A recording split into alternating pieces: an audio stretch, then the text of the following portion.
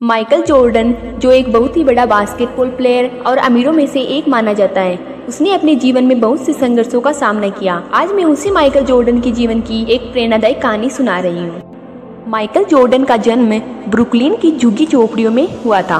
पिता मजदूरी करते थे। माइकल जॉर्डन का बचपन गरीबी और भेदभावपूर्ण वातावरण में गुजरा। जब माइकल जॉर्डन 13 वर्ष के थे तो उनके पिता ने उन्हें पुराना टी शर्ट दिया और पूछा, इस टी शर्ट की कीमत क्या होगी?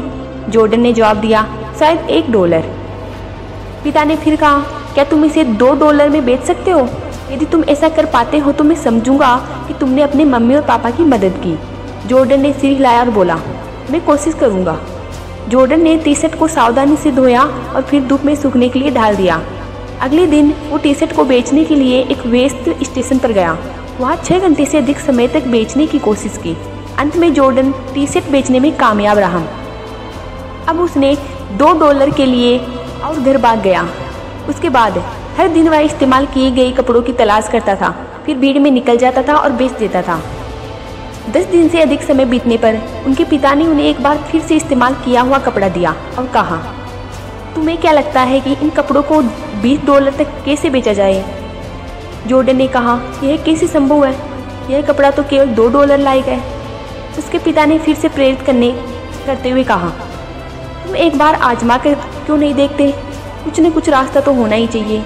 आखिर में माइकल जॉर्डन को एक आइडिया आया। उसने अपने चचेरे भाई से उस कपड़े पर डोनाल्ड डक और शरारती मिक्की माउस का फोटो बनवा लिया।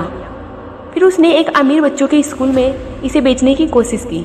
जल्द ही एक नौकर जो अपने मालिक के बच्चे को लेने आया, उसने अपने मालिक के बच्चे के लिए वो कपड़ा खरीद लिया।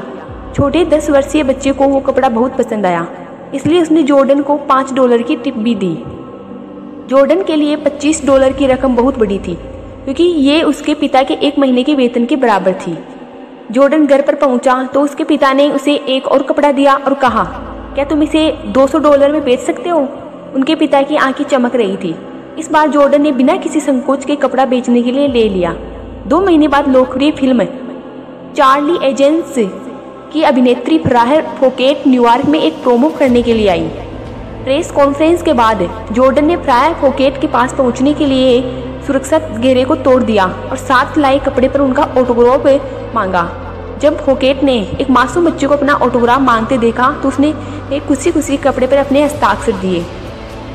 जॉर्डन जोश में चिल्ला रहा था, इस पर फराह फोकेट के ऑटोग्राफ दिया है, इसे मैं $200 में बेच रही हूँ। जॉर्डन ने कपड़े की नीलामी की और एक बिजनेसमैन ने इसे $1200 में खरीद लिया।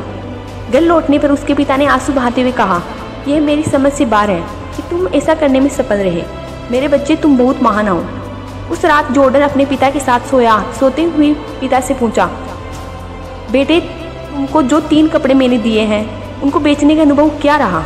जॉर्डन ने भावुक होकर उत्तर दिया, जो दिमाग सोच सकता है उस तक पहुंचने का रास्ता भी कहीं न कहीं जरूर होता है। उसके पिता ने सिर हिलाया और कहा, तुम जो कह रहे हो वह सही है। मैं तुमको यह बताना चाहता हूँ कि $1 के लायक कपड़े की कीमत भी हजारों $1 में हो सकती है। उसी प्रकार हो सकता है कि अभी हम गरीब हैं, हमारी हालत ठीक नहीं है, हम इन्हें सुधार सकते हैं। यह इस बात पर निर्भर करता है कि हम उन क्षमताओं का उपयोग कैसे करते हैं जो हम में से हर एक इंसान में मौजूद है। जॉर्डन के दिमाग में तुरंत एक नया सूरज उगा। उसने सोचा कि एक सेकंड हैंड कपड़ों को भी अपग्रेड किया जा सकता है, तो क्या मेरे पास खुद को कमजोर रखने का कोई कारण है? तब से किसी भी मामले में माइकल जॉर्डन को लगता है कि उनका भविष्य खूबसूरत और आसान है। उन्हें अपनी क्षमताओं का भरपूर सम्मान किया। वह दुनिया के सर्वश्रेष्ठ बास्केटबॉल खिलाड़ियों में से एक बन गए और सबसे अमीरों में से एक बन गए। अगर आप इस माइकल जॉर्डन की कहानी से प्रेरित हुए हो तो प्लीज़ वीडियो को लाइक एंड चैनल को सब्सक्राइब कीजिए।